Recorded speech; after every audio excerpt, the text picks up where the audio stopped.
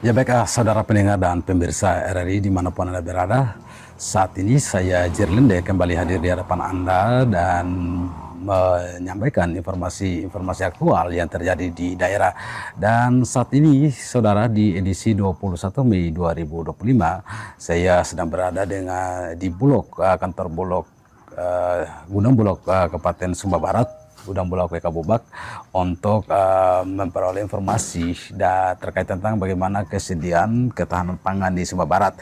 Dan saat ini juga saya bersama dengan narasumber saya, ada Pak Kadis Pertanian Provinsi yang sudah hadir dengan kunjungan kerjanya di Sumba Barat dan Sumba Barat Daya dan Sumba Tengah, dan juga ada Kadis Pertanian Sumba Barat yang mendampingi Pak Kadis Pertanian Provinsi, dan juga ada pimpinan cabang Bulog WK Bubak Pak Pierre, dan juga Bapak Kabit dari Dinas Ketahanan Pangan dan Pertanian Kabupaten Sumba Barat Daya yang hadir pada malam hari ini. Dan saudara, seperti apa sebenarnya ketahanan pangan di Sumba ini, khususnya di Sumba Barat, di Sumba Barat Daya, dan juga di Sumba Tengah yang merupakan wilayah layanan hukum dari Bulog Sumba Barat, ya Pak? Iya. Ini kita akan mendengarkan langsung dari lalu kemudian apa sebenarnya strategi dan inovasi ke depannya, dan seperti apa hasil pantauan daripada Kadis Pertanian Provinsi terkait tentang ketahanan pangan di Sumba.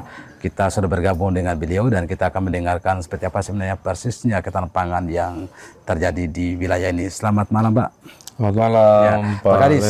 Ya. Setelah Pak Kadis memantau ini 3 kabupaten tadi dari Sumba Barat Daya dan Sumba Barat, dan tentu saja pasti mendapatkan informasi dari Sumba Tengah juga nih Pak terkait tentang ketahanan pangan di daerah nih Pak. Ini seperti apa nih Pak hasil pantauannya?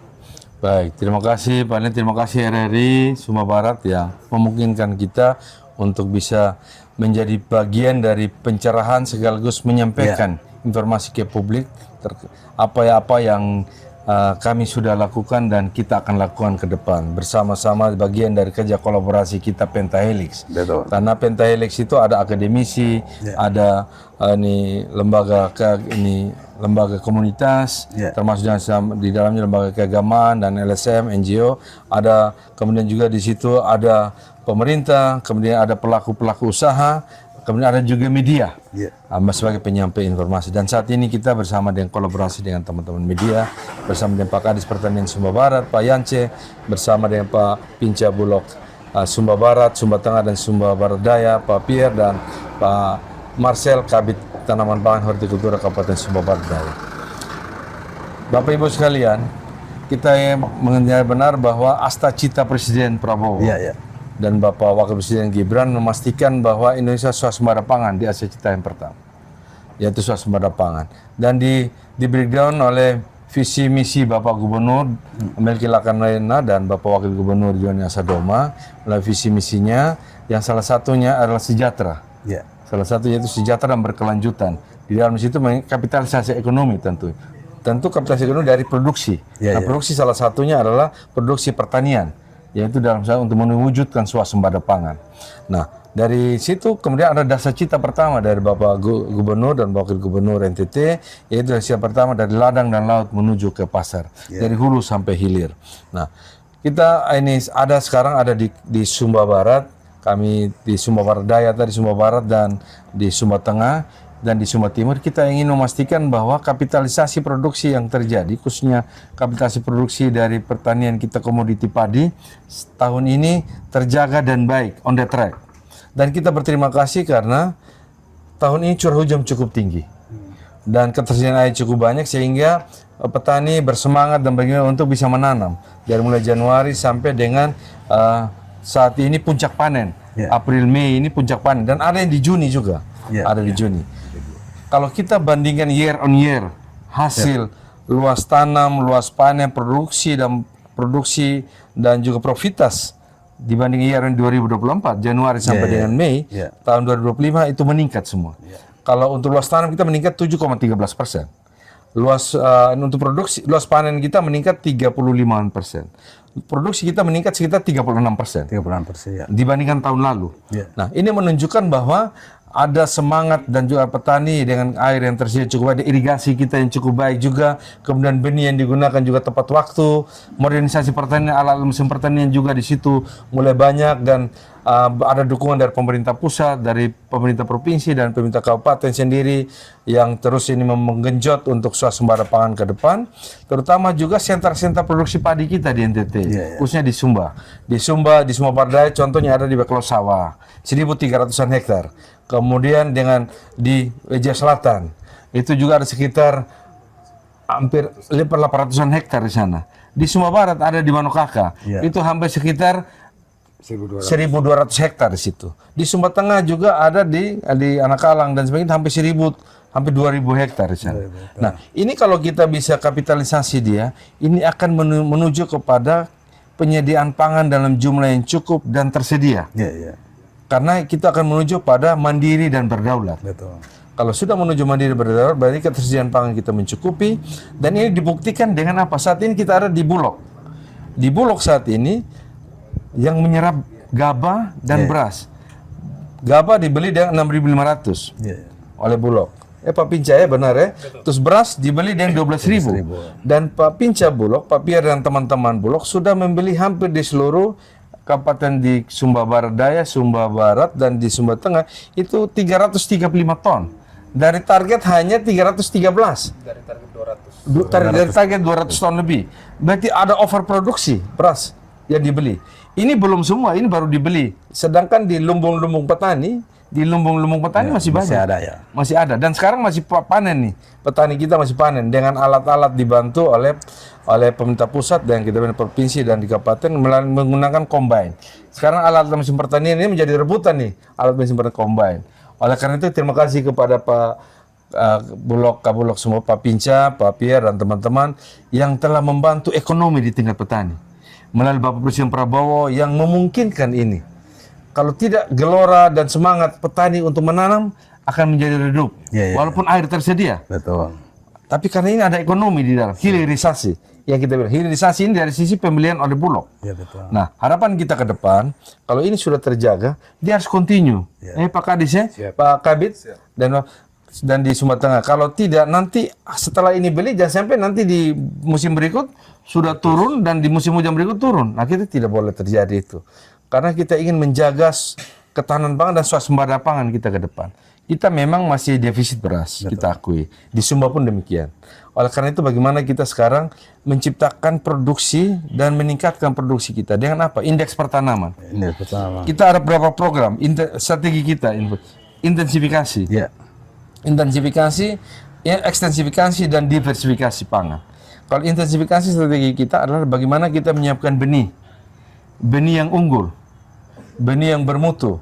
Tentu ini oleh petani kita sendiri. Jangan kita datangkan benih lagi dari luar. Dan sekarang sudah dimulai di Sumba Barat, di Sumba Bardaya, benih padi dan jagung itu oleh penangkar-penangkar benih kita. Ada sini di sini. Sehingga uang itu tidak lari lagi ke Jawa, tapi uang itu berputar di daerah. Pemberdayaan ekonomi ada di daerah, di penangkar petani kita sendiri. Jadi dia dapat uang dari benih, dapat uang juga di hasil jual benih padi, gabah dan juga berasnya. Uangnya banyak. Nah, ekonomi di desa akan bertumbuh, ini meningkatkan PAD juga untuk daerah. Ekonomi di daerah akan bertumbuh jadi kabupaten yang bisa meningkat dari sisi pendapatan dan masyarakatnya bisa lebih baik, lebih sejahtera. Yang kedua, kita dari sisi pupuk. Pupuk sesuai Perpres 3 tahun 2025 itu pupuk sudah dipotong mata rantainya, regulasi 445 regulasi itu sudah hilang. Sekarang dari distributor itu langsung ke petani. Dan saat ini kemarin Bapak Wakil Presiden datang ke NTT, ke Kabupaten Kuban dan Bapak Menteri Pertanian, Bapak Wapres tanya ke petani, pupuk aman Pak, sekarang sudah lebih aman kita. Di Sumba pun demikian saya rasa. Jadi pupuk sudah aman, pupuk subsidi. Tentu juga kita butuh pupuk organik ya, supaya ramah lingkungan dan juga menyangkut kesehatan.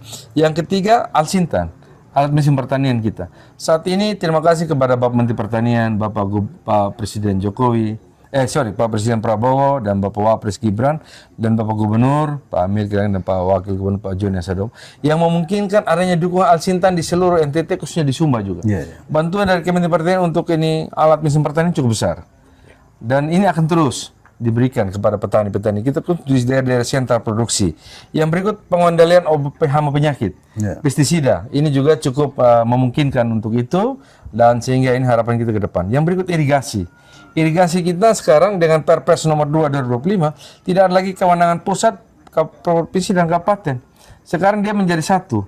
Jadi dia ada jadi penanganan ini kalau misalnya membangun daerah irigasi, saluran irigasi baru dan juga perbaikan, nanti kita sampaikan nanti melalui PUPR dan BWS akan dengan Kementerian Pertanian jadi satu.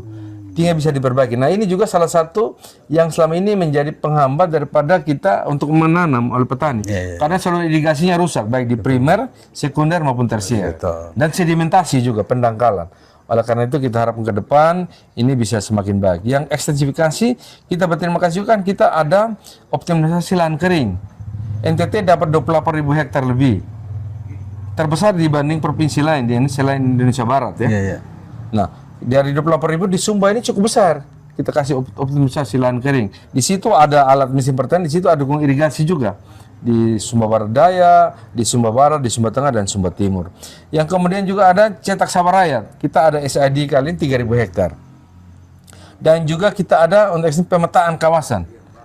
Itu di Kepmenta nomor 3 2024, pemetaan kawasan pertanian. Kita ada profil komoditas kita yang selama ini bagus, yaitu padi, jagung, sorghum, kemudian juga ubi-ubian dan sebagainya, dan pangan-pangan lokal. Kita lagi petakan Sumba ini kan kawasan di sini sebenarnya komoditas padi, jagung sama ternak. Nah, barangkali kalau ini kapitalisasi padi bagus, ke depan barangkali ekonomi dari padi juga dari ini padi juga bisa meningkat komoditi ini. Dan juga diversifikasi ya pangan lokal. Kita ada Perpres 80 tahun 2024. Percepatan penganggaran pangan berbasis sumber daya lokal. Kemudian ditindaklanjuti Pergub nomor 81 tahun 2024. Rencana aksi daerah penganggaran pangan berbasis sumber daya lokal. Kita harapkan di kabupaten kota termasuk di Sumba bagaimana mengaktifkan kembali pangan-pangan lokal. Kita yang ada di desa-desa karena itu menjadi ekonomi itu. Di situ ada jagung, ada sorghum, ada ubi-ubian, ada padi lokal kita yang terkenal wangi. Contoh di Sumba Daya Parewangi, kemudian padi gogo kita yang juga apa, nah di sentra-sentra itu. Nah, kita harapkan pangan lokal ini kita besar sampai ini dari pangan lokal ini. Kita di kampung-kampung kan biar kita yang makan ubi, makan kacang hijau sampai kita besar begini. Makanya kita back to basic, back to nature, back to locally. Pangan-pangan lokal itu. Nah, oleh karena itu kita harapkan juga pemerintah kabupaten di Sumba, Sesumba bisa membangun pangan lokal ini dan juga bisa menjadi substitusi nanti untuk beras. Sehingga kalau substitusi ini bisa berjalan baik dengan jagung. Yang berikut juga untuk mendukung makan bergizi gratis. Sekarang kan makan bergizi gratis lagi digalakan oleh Presiden Prabowo. Nah, kebutuhan konsumsinya cukup besar. Satu SPPG, satu pelayanan pemenuhan gizi itu 3.000-an anak.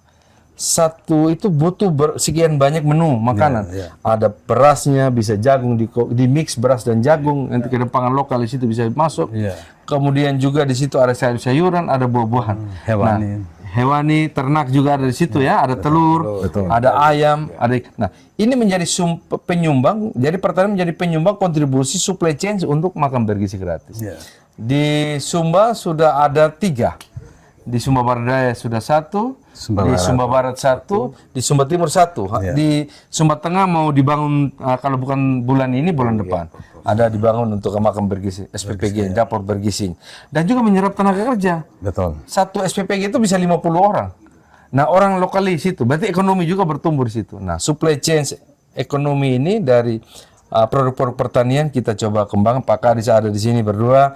Mari kita meningkatkan dengan petani kita untuk supply chain menanam. Kalau untuk MBG itu dia harus makanan yang tahan lama, sayur, labu lilin, labu Jepang, ketimun, wortel, yang tahan. Nah, ini kan bisa kalau labu lilin kita masyarakat biasa tanam dulu ini, labu Jepang.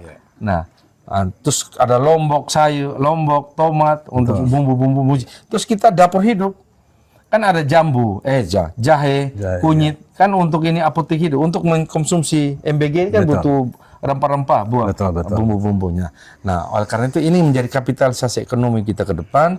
Kalau ini kita jaga dan kita rawat dia dan kita bisa budidayakan dengan baik, ada klaster-klaster ini, klaster tanaman pangan, klaster horti, klaster perkebunan, dengan kita bikin pemetaan secara bagus, wilayah-wilayah komoditasnya, contoh di Sumba Barat misalnya padi di Wanokaka, kemudian ada di Loli, di Tanah Riau misalnya jagung, kemudian di Lamboya misalnya jagung, ada horti di situ. Nah, kemudian di kota kita mencari smart farming. Kita ke depan sudah harus juga inovasi teknologi smart farming.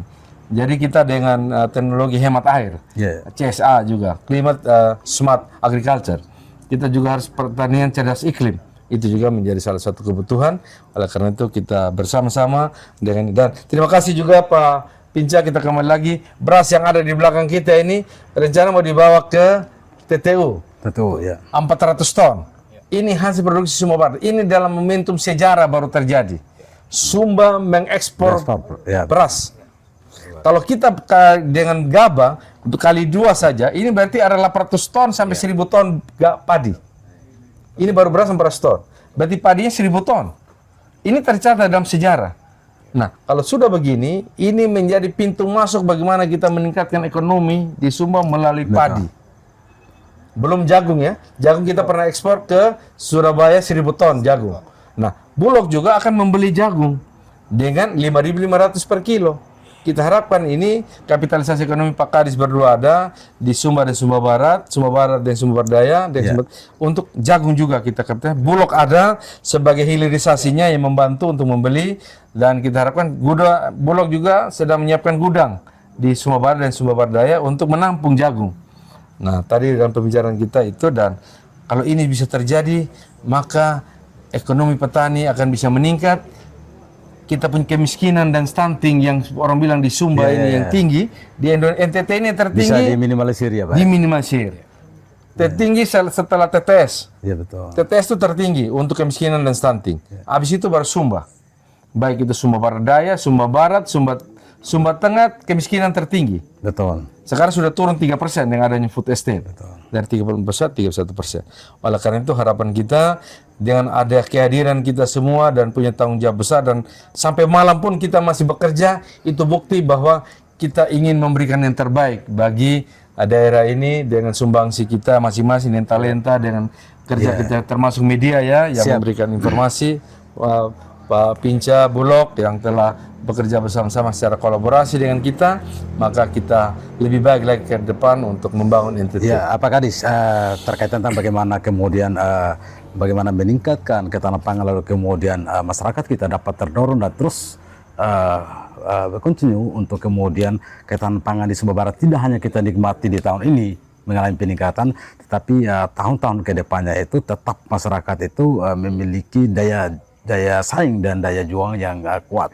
Ini apa nih Pak langkah strategis dan kemudian langkah inovatif yang kemudian disarankan kepada masyarakat di Sumba ini agar tetap meningkatkan ketahanan pangan di wilayah Pak? Baik, terima kasih. Ini semua terjadi karena kita kerja secara bersama-sama dan kerja kolaboratif. Ya. Pentahelix. Pentahelix ya. Nah, oleh karena itu kita tetap harus jaga ini. Ini bagian dari kontinuitas kita ke depan. Makanya kita bilang tadi, jangan sampai setelah ini dikirim 400 ton, jangan sampai dia nanti 0 ton berikut. Kita harap dia harus 2 kali lipat lagi. Betul. Dari Sumba. Betul. Nah, memang kita harus akui, pada musim panas sekarang, musim kemarau ini, April sampai September, curah hujan kita di sini saya lihat tadi masih hujan, masih cukup. Ya, masih cukup ya, masih. Dan tentu kalau untuk padi, kita bilang tadi padi yang umur genja dan adaptif kekeringan. Kita juga perlu kajian-kajian itu supaya kontinuitas, sehingga kita tanam padi benih varietas yang adaptif dan juga tahan kekeringan tentunya. Dan juga yang umur genja, Cakrabuana 80 hari, sehingga masih bisa tersedia air, bisa tanam, termasuk juga jagung. Nah, oleh karena itu kita kerja bersama dengan teman-teman peneliti juga, dan juga akademisi yang kita bilang, dengan lembaga keagamaan, community. Lembaga keagamaan itu apa? Selama ini kita lembaga kerjanya begini. Nah, ke depan kita kerja begini supaya bersatu, menjadi doa kita untuk kerja bersama-sama. Karena apa? Lembaga keagamaan ini baik itu di Muslim, di Katolik, di Protestan, di Hindu, Buddha, mereka punya umat. Kalau kita pemerintah sebut mereka masyarakat, orangnya yang sama, tapi penyebutan saja yang berbeda. Nah, kalau kita sudah kerja bersama-sama, kan setiap orang punya aset nih, lahan-lahan, tidur dan sebagainya. Kalau kita bisa maksimalkan dan brigade pangan kita bisa jalan, brigade Alsintan kita bisa ada, benih kita bisa buat demplot di situ, kita tingkatkan. Nah, kemarin kita keliling dengan Bapak Gubernur di Timor, di Flores, di Sumba, itu respon baik dari semua lembaga, dari Bapak Uskup di di Larantuka, di Ende, di Ruteng, Labuan Bajo kami ketemu langsung. Mereka ingin supaya terlibat dalam kegiatan pertanian. Di Sumba pun demikian. Di GKS maupun di Bapak Uskup di Otabula. Demikian juga Timor, Sinode Gemit juga ingin supaya terlibat di dalam. Karena kalau ini terlibat meningkatkan luas tanam, meningkatkan produksi profitabilitas kita. Kalau itu terjadi berarti kita tadi menurunkan kemiskinan dan stunting secara bersama-sama. Nah, ini yang kita perlu jaga. Nanti Bulog juga tetap hadir bersama-sama dengan kita dan kita bikin gebrakan yang lebih besar lagi. Gerakan tanam, gerakan panen, gerakan tanam, gerakan panen lagi. Jadi jangan kita membiarkan lahan tidur. Bagaimana kita memanfaatkan lahan tidur? Kalau dia ini air tidak cukup tersedia, kita tanam sayur-sayuran. Tapi dengan dukungan Kementerian Pertanian, pompanisasi yang sudah ada, yang sudah kita bantu pompa air, irigasi perpompaan, irigasi perpipaan, dimanfaatkan secara baik. Karena itu sangat membantu kita untuk bisa melakukan penanaman. Nah, ini menjadi bukti bahwa kalau kita kerja pentahelix, kerja bersama-sama, tidak ada yang mustahil. Tentu kita akan menghasilkan produksi yang lebih baik dan juga pendapatan yang lebih baik, dan untuk apa? Untuk masyarakat kita hidupnya lebih baik dan lebih sejahtera. Baik. Terima kasih Pak Kadis terkait tentang bagaimana kemudian dorongannya kepada masyarakat di Sumba, khususnya di Sumba Barat, Sumba Barat Daya dan Sumba Tengah, bagaimana kemudian untuk menstabilkan swasembada pangan ini, dan tentu saja ini kan bertujuan untuk bagaimana meningkatkan kesejahteraan masyarakat di daerah-daerah ya Pak. Lalu saudara pendengar dan pemirsa RRI, seperti apa sebenarnya ketersediaan lalu kemudian kesiapan daripada dinas teknis di daerah? Saat ini saya juga bergabung dengan Kepala Dinas Pertanian Kabupaten Sumba Barat, yang tentu saja kita ingin mendapatkan informasi lanjutan Pak terkait tentang bagaimana kesiapan-kesiapan dalam mempersuar program-program pemerintahan yang kemudian digencarkan di tingkat petani. Ini saya sudah bergabung dengan Pak Yance Lokomau. Izin Pak. Pak Yance, permisi Pak. Ya Pak Yance, terkait tentang bagaimana program inovasi di daerah tadi, lalu kemudian apa yang dibincangkan oleh Pak Kadis dari Provinsi Nusa Tenggara Timur, dan tentu saja nanti secara teknis operasionalnya akan dilanjutkan oleh Dinas Pertanian di daerah nih. Ini kesiapannya seperti apa nih Pak di daerah? Baik, selamat malam pemirsa, selamat malam Pak Jerry dari NRI WK Bubak, selamat malam juga Bapak Kepala Dinas Pertanian dan Ketahanan Pangan Provinsi NTT, ada juga Bapak Pinca Bulog WK Bubak, dan bersama-sama dengan kita juga ada Pak Kabid Tanaman Pangan dari Kabupaten Sumba Barat Daya. Jadi pemirsa, bahwa tadi yang disampaikan oleh Bapak Kepala Dinas Pertanian dan Ketahanan Pangan Provinsi NTT itu adalah fakta yang memang terjadi di lapangan. Jadi salah satunya bahwa bukti fakta latar belakang kita ini dengan tumpukan beras yang demikian banyak, sudah sekarang data menunjukkan sudah sekitar 335 ton yang sudah diserap sebagai penugasan dari Bulog terhadap regulasi dari Permentan untuk bisa menampung dan membeli baik gabah maupun beras dari petani. Ini merupakan hilirisasi dari program nasional dalam rangka pencapaian swasembada pangan. Jadi dari pemerintah pusat memang fokus dan tidak main-main dengan proses untuk pencapaian swasembada pangan ini. Program besar secara nasional dari Bapak Presiden Prabowo dan Bapak Wakil Presiden Bapak Gibran, kemudian Bapak Gubernur Provinsi NTT dan Bapak Wakil Gubernur juga mempunyai keselarasan program dengan program nasional untuk pencapaian swasembada pangan ini. Kami di tingkat kabupaten sangat fokus dan juga mendukung program ini, sehingga dalam tataran dari hulu sampai dengan ke hilir itu tetap dalam proses untuk terus kita kawal dan kita dampingi. Tadi yang disampaikan oleh Bapak Kadis bahwa bantuan-bantuan yang sudah diberikan itu menjadi catatan buat kami, perhatian dari kami semua di tingkat kabupaten untuk bisa melanjutkan dan merealisasikan supaya bantuan-bantuan baik alsintan, baik bantuan benih itu bisa diserap dan bisa dimanfaatkan oleh petani dan kelompok tani, sehingga pencapaian-pencapaian yang diharapkan, baik pertambahan luas tambah tanam atau LTT, kemudian peningkatan indeks pertanaman atau IP, itu bisa perlahan-lahan bisa kami capai dan ada peningkatan, terutama di tingkat kabupaten kami. Jadi intinya bahwa kami kabupaten siap mendukung apapun yang menjadi program baik provinsi maupun pusat, terutama untuk pencapaian swasembada pangan, dengan tujuan adalah peningkatan kesejahteraan bagi masyarakat dan peningkatan ekonomi bagi masyarakat. Demikian.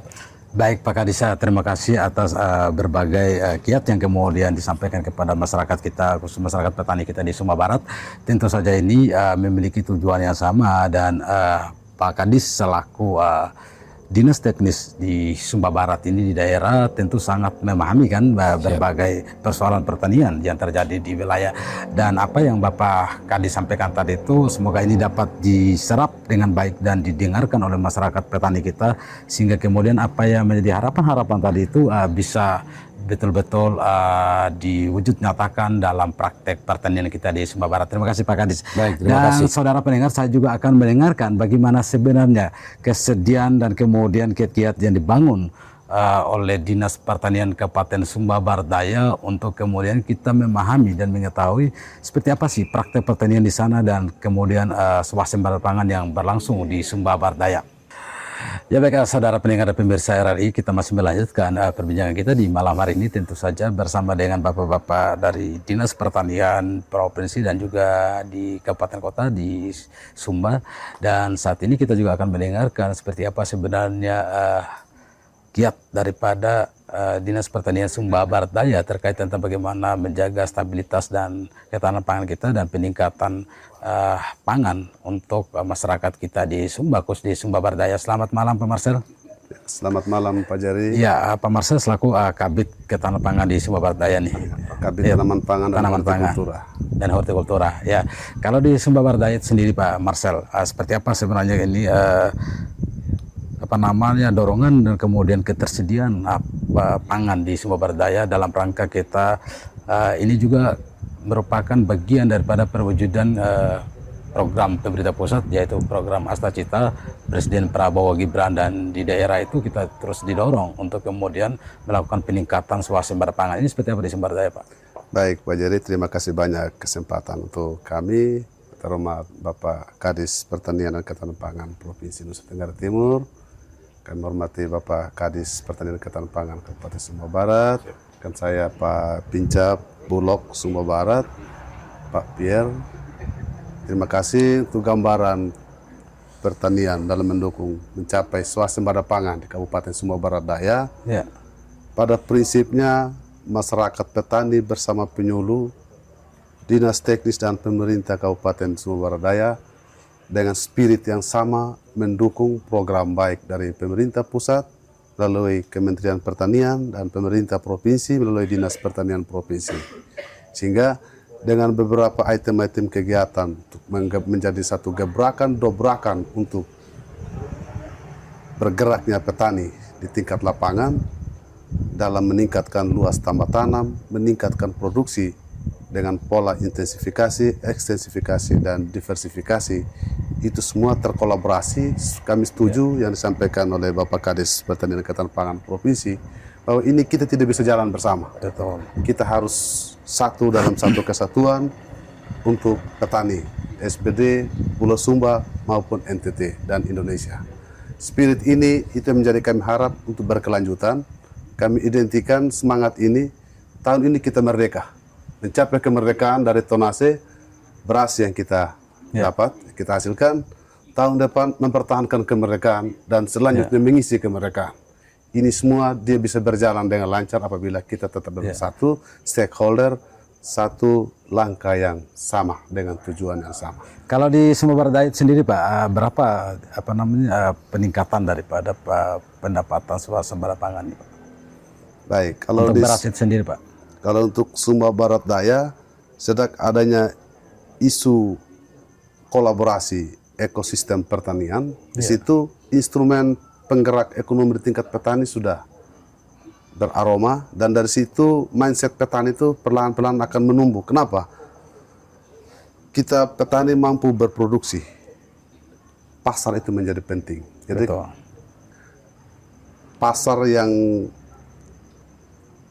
dari kepastian pasar, jadi kepastian pasar selalu hadir di tingkat masyarakat, Ya, ya, ya. itu menjadi kunci utama untuk menjadi motivator menggerakkan seorang petani itu untuk kembali ke lahan, back to nature, melihat kembali potensi yang ada di sekitar dia, sekitar petani. Dan tahun ini kami juga berterima kasih lewat program Bapak Presiden Prabowo dan Bapak Wakil Presiden Bapak Gibran, lewat kerjasama dukungan Bulog. Jika Bulog hadir dengan 2 lini sentra, yaitu menjadi penyerap padi baik gabah maupun beras dan jagung. Karena kesan petani kami di Sumba Barat Daya itu menjadi momen penting, kepastian pasar. Ketika pasar di depan mata sudah pasti, didukung dengan dukungan benih unggul, dengan sendirinya produksi itu jaminan produksi akan meningkat. Dalam luas tanam dengan menggunakan benih unggul dan menjadi satu jaminan peningkatan produksi, swasembada pangan itu ada di depan mata. Dan itu menjadi spirit karena output dalam pertanian itu ekonomi. Baik. Objek kita adalah petani. Mungkin demikian gambaran. Baik, terima kasih Pak Marcel yang sudah menyampaikan bagaimana sebenarnya gagasan pertanian yang dibangun di Sumba Barat Daya dan seperti apa real sebenarnya pelaksanaan dan dorongan terhadap para petani di sana untuk meningkatkan swasembada pangan di wilayah khususnya di Kabupaten Sumba Barat Daya. Dan saudara pendengar dan pemirsa RRI, saat ini juga kita akan mendengarkan secara langsung dari pimpinan cabang Bulog Sumba Barat seperti apa sebenarnya proses penyerapan gabah beras ini, di mana pemerintah pusat telah menginstruksikan untuk penyerapan gabah beras dan gabah kering untuk padi itu sendiri di Sumba Barat itu di masing-masing daerah itu dipercayakan kepada Bulog ya untuk melaksanakan. Dan informasi yang kita peroleh bahwa sesuai dengan berita yang sudah kami layangkan di portal pemberitaan RRI bahwa itu sudah melampau dari target pemerintah provinsi untuk penyerapan beras di Sumba Barat. Nah, Pak Pinja, Ya, Pak Jerry. ini sekarang ini kan ada kesiapan untuk mengekspor beras dari Sumba Barat ke Atambua ini besok nih Pak. Nah, tentu saja karena Bapak meyakinkan bahwa ketahanan pangan di wilayah dan daya tampung yang terus diserap beras ini dari masyarakat ini masih terus berlangsung sehingga kemudian ini seperti apa nih Pak penyerapannya, keberlanjutan penyerapannya di Sumba Barat Pak? Oke, baik. Selamat malam pemirsa RRI di Sumba Barat. Pak Jerry, terima kasih. Selamat malam juga untuk Pak Kadis Pertanian Provinsi, Pak Kadis Pertanian Sumba Barat, dan Pak Kabid Tanam Pangan Hortikultura Sumba Barat Daya untuk kehadirannya di gudang Bulog Wakabuwa pada malam hari ini.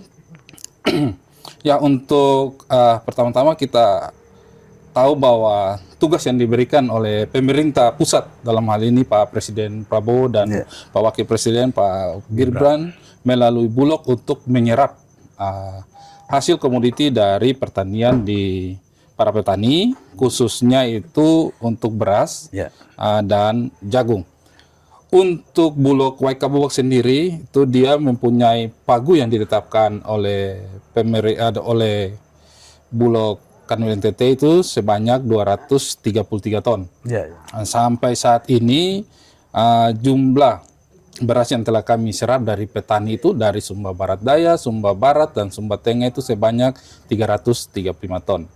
Hal ini bukan saja hasil kerja kami sendiri tentunya. Ini merupakan kolaborasi dari pertanian dan juga dari teman-teman petani kita yang memang harus saya akui sangat luar biasa. Ya, karena dilihat dari kondisi sejarah di Bulog sendiri, tertinggi pada tahun 2022 itu sebanyak 168 ton. Tahun 2025 atau 3 tahun itu kita sudah hampir 200 ton dari target yang kita dapat terbesar waktu itu pada tahun 2022. Tentunya harapan kami di Bulog ini bahwa penyerapan beras ini tetap berlanjut masyarakatnya juga tetap menjalankan tugasnya sebagai petani, menanam padi dengan baik dan menjual kepada Bulog dengan harga yang telah ditentukan pemerintah. Tentunya ada syarat-syarat yang harus dilengkapi, misalnya dengan kadar airnya 14%, butir patanya tidak lebih dari 25%, dan menirnya 2%. Untuk gudang Bulog sendiri itu ada 1.200 ton. Untuk saat ini posisi di dalam gudang kami itu ada 1.100 ton ya, 1.100 ton. Ya, 1.100 ton yang terdiri memang dari beras dari NTB, itu ada sekitar 800, dan dari hasil pengadaan itu ada 335 ton. Besok ini kami akan mengekspor beras dalam sejarah di Pulau Sumba, khususnya di Bulog, itu sebanyak 400 ton ke TTU. TTU ya Pak? Ke TTU, di Keva tepatnya. Keva, ya. Jadi itu ada sebanyak 250 ton dari Sumba Barat dan 150 ton dari Sumba Timur. Dan harapan kami juga untuk para petani, setelah ini mungkin diangkut besok, kami tetap masih membuka gudang untuk penyerapan beras selanjutnya. Yang tentunya saja kami berharap semoga penyerapan kali ini dapat berjalan bagus dan untuk tahun-tahun berikutnya.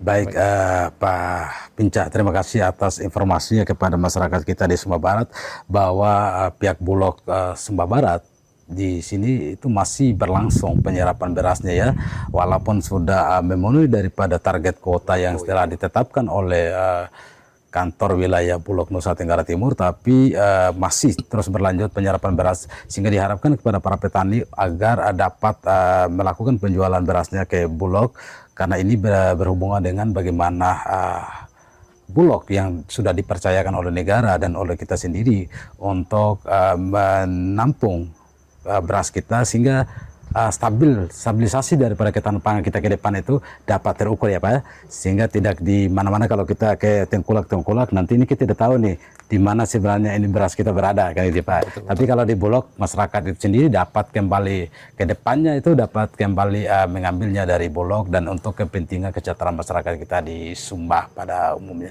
Terima kasih Pak Kadis, terima kasih Pak Pinca dan juga Pak Kadis. Siap Pak. Terima kasih Pak.